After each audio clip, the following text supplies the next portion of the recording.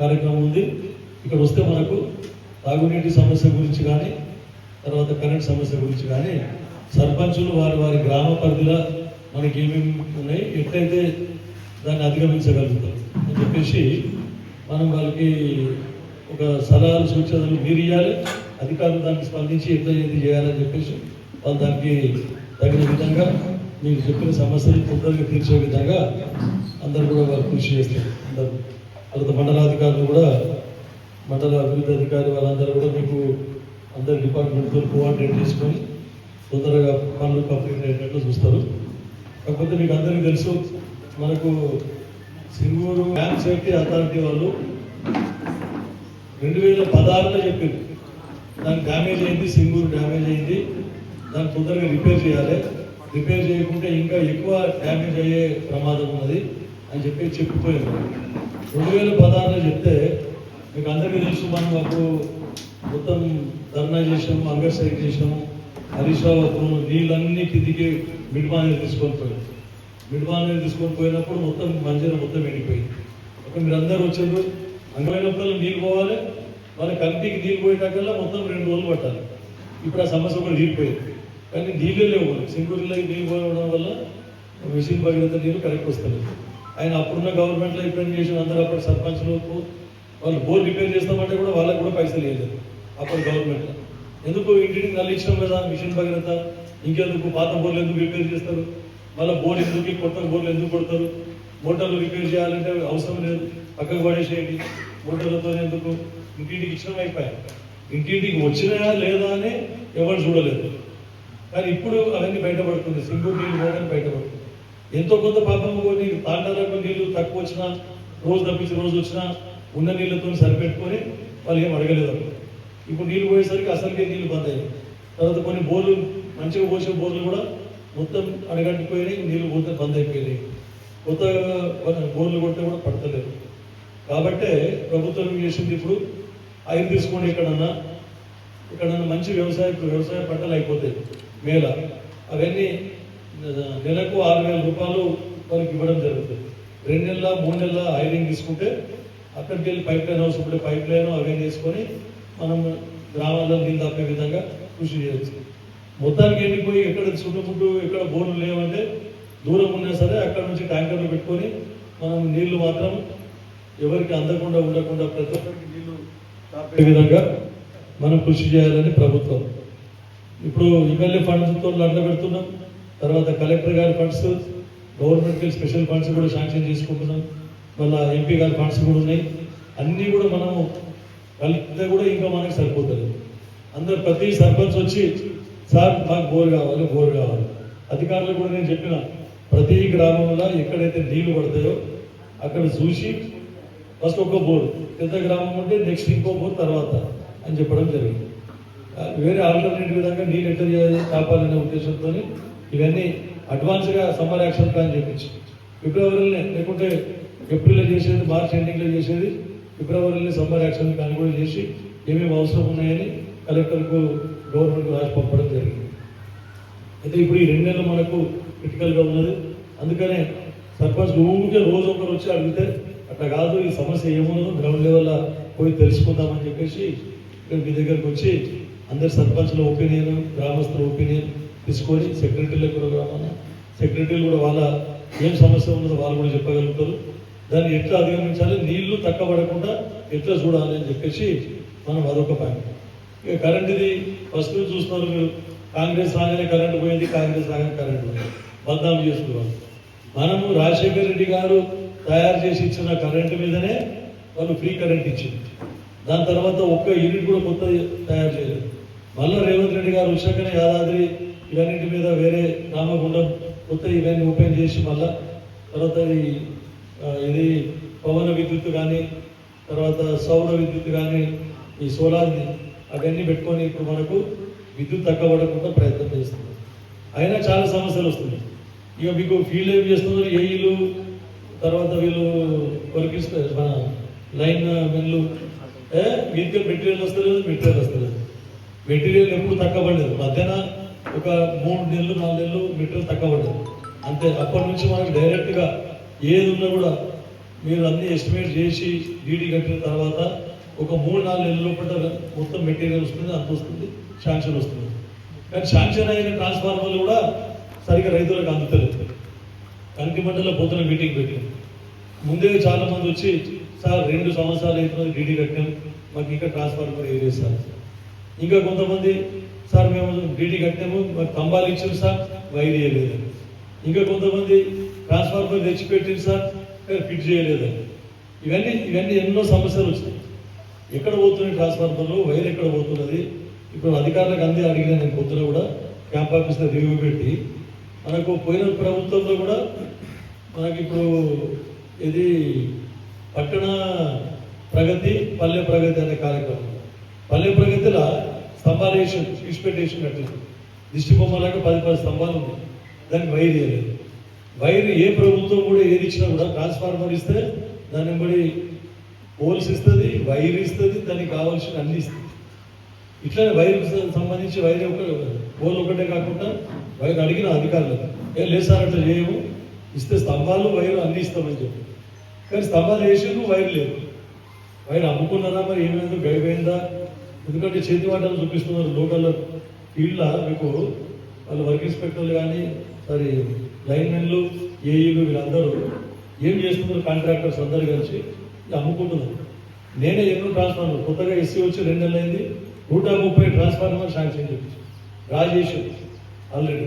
అందుకని వాళ్ళకి ఏం చెప్పినది ఇప్పుడు అంటే వాళ్ళ పొద్దున రివ్యూలో కూడా బెటర్ ఎక్కడ పోతుందో అర్థమవుతుంది. కాబట్టి అన్నీ కూడా సబ్స్టేషన్లో పెట్టాలి. గుత్తేదారులు కాంట్రాక్టర్ ఇంటి ముంగట పెట్టుకున్నప్పుడు అన్ని సబ్స్టేషన్లో పెట్టాలి. ఏడీ గారి కంట్రోల్లో ఉంటాయి. ఏడీ గారి కంట్రోల్లో ఎవరు రైతు ముందు డీడీ కట్టిండు, ఎవరికి రాలేదు, తర్వాత ఎవరికైనా ఎమర్జెన్సీ ఉన్నదా అని చెప్పేసి అవన్నీ దృష్టిలో పెట్టుకుని అవన్నీ చూసి ఫస్ట్ ఎవరు డీడీ కట్టినో వాళ్ళకి ఇచ్చేసారు ట్రాన్స్ఫార్మర్ అని చెప్పేసి. అట్లా పోల్స్, వైరు అన్నిటి కూడా మనం పకడ్బందీగా చేద్దాం.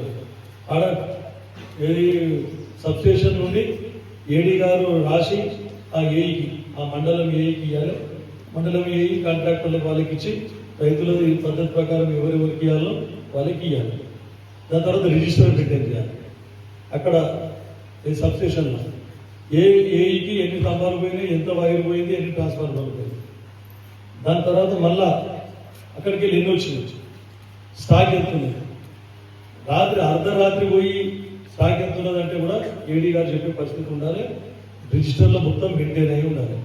కాబట్టి ఇది పక్కన మీరు తీసుకుంటేనే కరెక్ట్ అవుతుంది అని చెప్పేసి మళ్ళీ ఎస్సీ గారు ఫామ్ అది కూడా ఏం చెప్పిందంటే ఎమ్మెల్యే గారు ఎవరికి చెప్తే వాళ్ళకి ఇవ్వాలి. డేట్ చూసి ఎవరికి ఫస్ట్ డీడీ కట్టిండ్రు.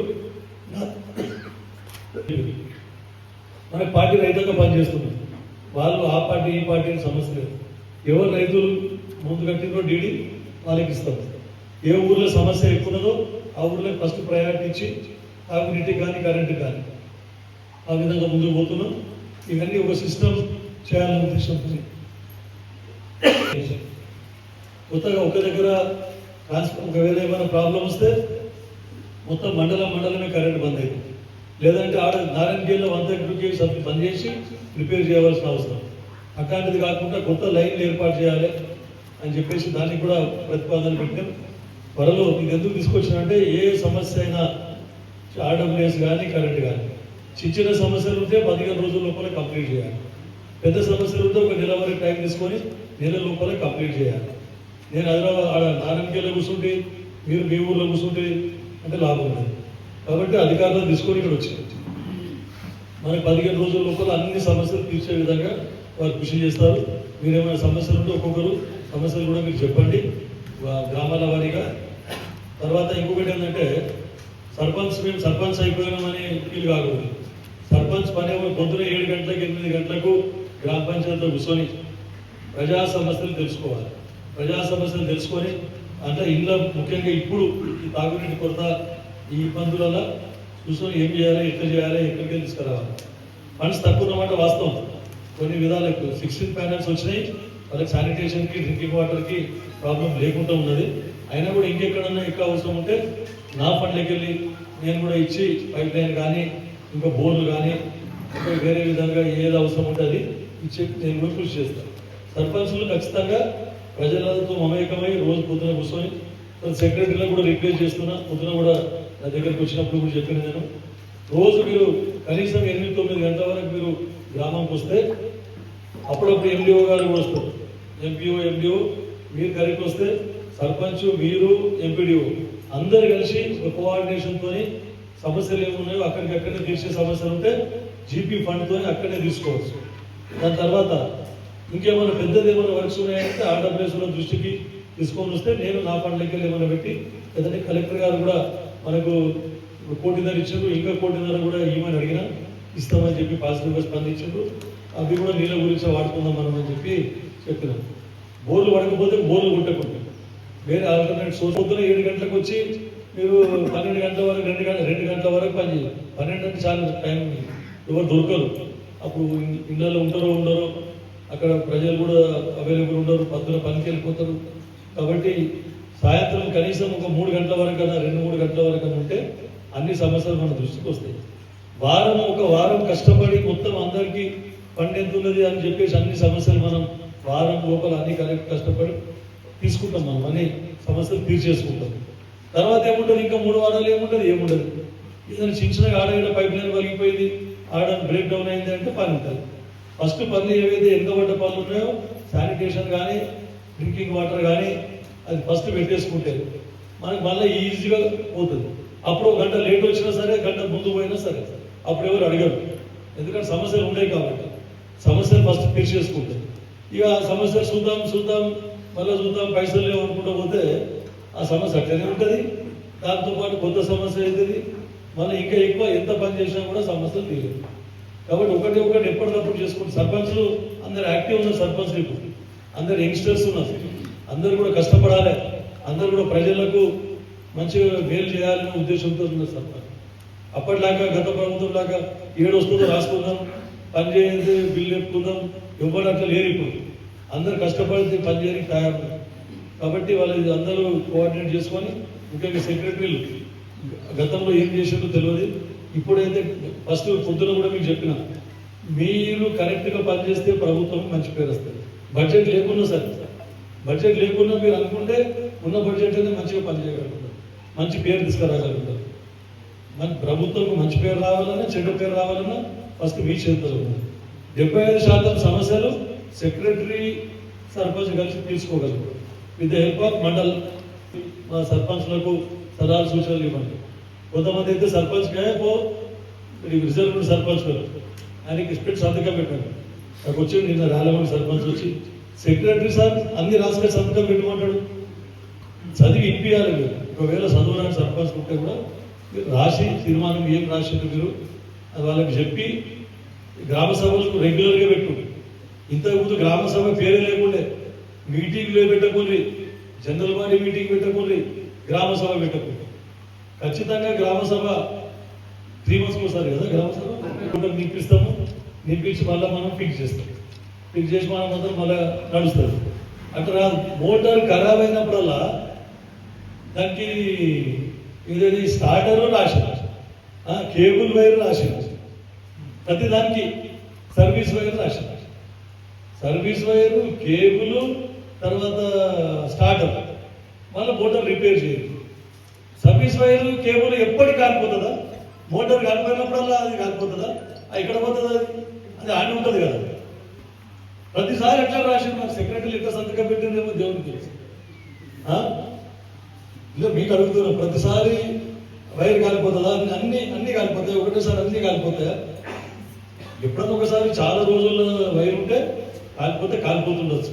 కానీ రోజు ప్రతిసారి మోటార్ ఖరాబ్ అయినప్పుడల్లా అన్ని 4 బిల్లు రికార్డ్ అవుతుంది. మరి ఇట్లయితే పైసలు దేనికి కూడా సరిపోవు. కాబట్టి పకడ్బందీగా చేయండి. ఏది అవసరం ఉన్నదో దానికి ఖర్చు పెట్టుండి, దుబారా ఖర్చు పెట్టకండి. రేవంత్ రెడ్డి ముఖ్యమంత్రి గారు అంత కష్టపడి ఎక్కువ ఇంట్రెస్ట్కు ఫైనాన్షియల్ కార్పొరేషన్స్ తోని నిర్మలా సీతారామన్తో మాట్లాడి 8.59% తగ్గించింది. అయితే 4,000 కోట్లు మిగులుతున్నాయి మనకు ప్రతి సంవత్సరం.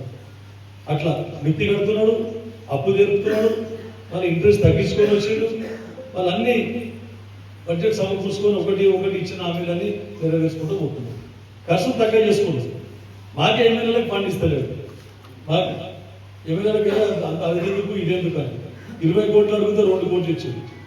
ఇట్లా 20 కోట్లు అడిగితే 2 కోట్లు ఇచ్చి మళ్ళీ పంపిన, మళ్ళీ రిజెక్ట్ చేసి 7 కోట్లకు మళ్ళీ మొన్న పోయి సీతక్క దగ్గర పోయి కూర్చుంటే గట్టిగా అసెంబ్లీలో ఒకటేసారి 7 కోట్లు దొరికాయి కానీ 2 కోట్లు విడతల వారిగా 2 ఇస్తానా ఏమనుకోకుండా అని చెప్పేసి అంటే సరేనమ్మా ఎట్లా నీళ్ళు తాగే నీళ్ళు ఇబ్బంది ఉన్నదని చెప్తే అట్లా ఇంత కష్టపడి ఖర్చులు చేసి దుబారా కాకూడదని మేము ప్రయత్నం చేస్తాం. కాబట్టి మీ దగ్గర ఫస్ట్ మీకు ఊళ్ళో ఉంటుంది, తక్కువ పైసలలో ఎట్లయితే మనం మేనేజ్ చేసుకోగలుగుతామో మీరు చేయండి. అందుకే ఏది ఉన్నా ఎమ్మెల్యే మంచి పేరు రావాలన్నా, ముఖ్యమంత్రికి మంచి పేరు రావాలన్నా, మీ సర్పంచ్ మంచి పేరు రావాలన్నా మీ సెక్రటరీల చేతితోనే 75% ఉంటుంది. 25% అట్లా మాకు వస్తుంది, 75% మీకు వస్తుంది. కాబట్టి అందరూ కూడా కోఆర్డినేట్ చేసుకొని పనిచేసి ప్రజా సమస్యలు తీర్చే విధంగా మనం అందరం కృషి చేద్దామని చెప్పి చెప్తూ ధన్యవాదాలు అందరికీ. ಪೈಪ್ಲೈನ್ ಕನೆಕ್ಷನ್ ಮಾಡಿದ ಸರ್, ಸ್ವಂತ ಎದುರಿಗೆ ಜಿ ಸರ್, ಅದಕ್ಕೆ ಒಂದೇ ಬರಲ್ಲ ಸರ್, ನೀರು ಸರ್ಕಾರ ಉಂಟು ಸರ್, ನಮ್ಮೊಂದು ಬೋರ್ ಬೇಕು ಸರ್. ಟ್ಯಾಂಕಿ ಟ್ಯಾಂಕಿ ఉంటుంది ಮತ್ತು ಈ ಕರೆಂಟ್ ಬಂದ್ ಮಾಡಕ್ಕೆ ನಾವು వచ్చినాయి, మరుగులో వచ్చినాయి, తర్వాత కంటిలు వచ్చినాయి.